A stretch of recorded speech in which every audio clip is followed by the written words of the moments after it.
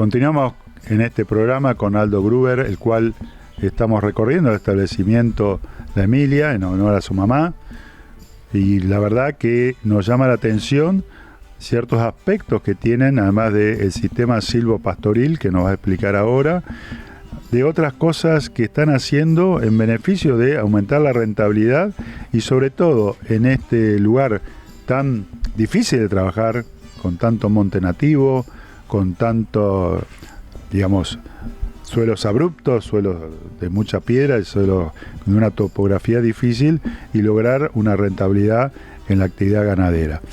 Bueno, Aldo, un poco contanos cómo es el sistema silvopastoril, en cuándo empiezan a entrar los animales a las forestaciones de pino, cómo manejan eso y cómo se maneja el pino para poder lograr que la pastura no sea ahogada por los árboles.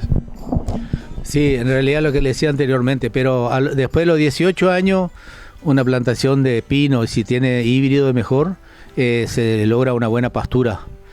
Y bueno, y con el tema del ganado, nosotros generalmente a los 6, 7 meses, 8 meses, hacemos el destete, como hacen la mayoría de los productores.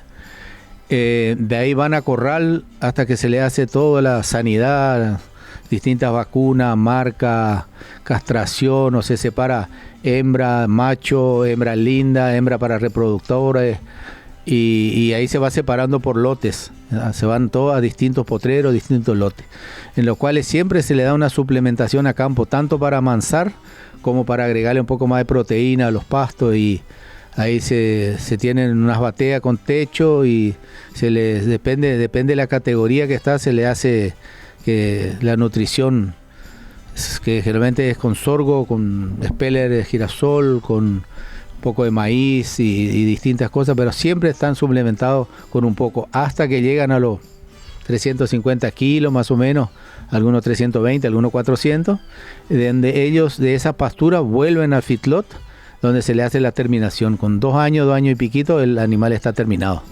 Vamos a hablar de la producción de granos, pues vos estás comentando que evidentemente ustedes, por la cantidad de animales que tienen, también tienen en cierta medida parte de ese alimento que lo producen ustedes mismos. Contanos primero, en Misiones no es tan común ver lo que estamos observando, ese maizal, una superficie interesante para lo que es Misiones, el sorgo.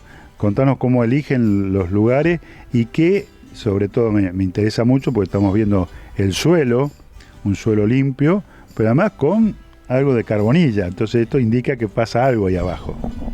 Sí, nosotros todos los residuos, tanto como nosotros tenemos generación por biomasa, entonces todo lo que son cenizas, como un tipo carbonilla, serrín, viruta, la corteza misma del pino, y juntamos con lo que es la bosta del ganado en el feedlot, como también hacemos cría de cerdo, también se lleva eso, se lleva todo a un lugar donde se pasa todo por una mezcladora, una zaranda, donde se saca alguna piedra, algún palo ahí, y se mezcla todo, y ese es el compost que nosotros hacemos, que después se va a las parcelas donde se planta. Nosotros plantamos básicamente en mediados de julio, ya empezamos con girasol, porque el girasol tiene un rango por las heladas ahí.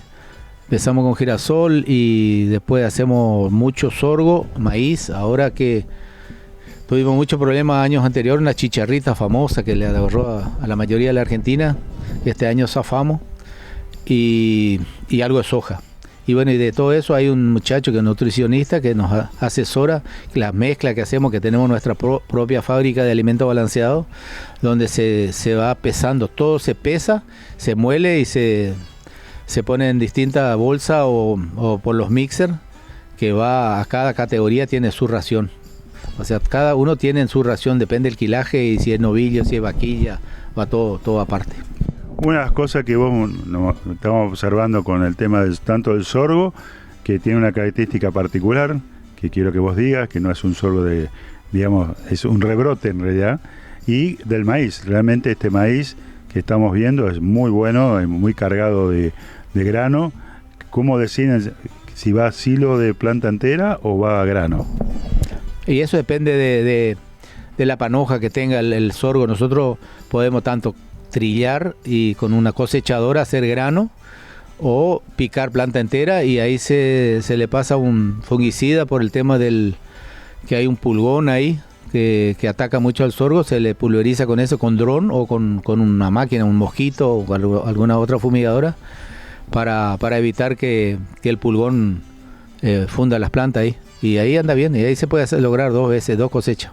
Y en el maíz, ¿cuál es la decisión de, por ejemplo, vos me comentabas que este maíz, por la cantidad de grano que tiene, van a ser para grano y no para silo? Pero ¿qué pasa si hay una sequía o no está tan productivo como este? Claro, ahí depende de la ventana de siembra que tenemos. Si nosotros tenemos un maíz que no salió bien y ya es diciembre, que es la época que hay buena espiga acá, y yo sí hago forraje con la picadora, lo meto en un silo bolsa, yo gano un mes de ventana de siembra. Entonces en enero ya estoy sembrando la segunda zafra, digamos. Hago ya la zafriña que dice brasilero.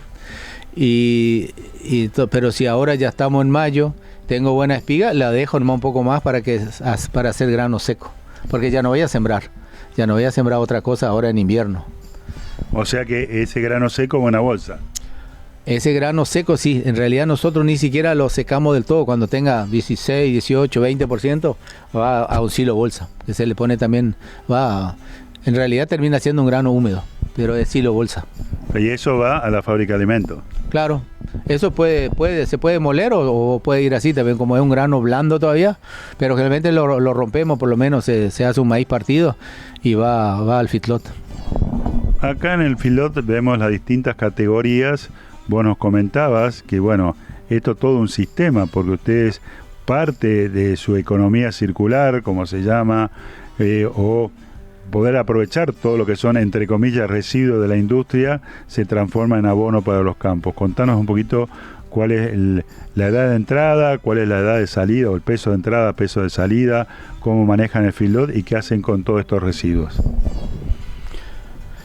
Y los residuos, la verdad que son, el flete es digamos, el que decide hasta dónde se puede buscar y todo eso, pero todos los residuos son muy buenos. Porque nosotros acá en Visiona tenemos un problema que es la tierra colorada, que en realidad más de tierra es una arcilla. Entonces cuando hay mucha compactación, esos suelos quedan muy duros, quedan impermeables al agua, por eso tenemos tanto nivel de erosión.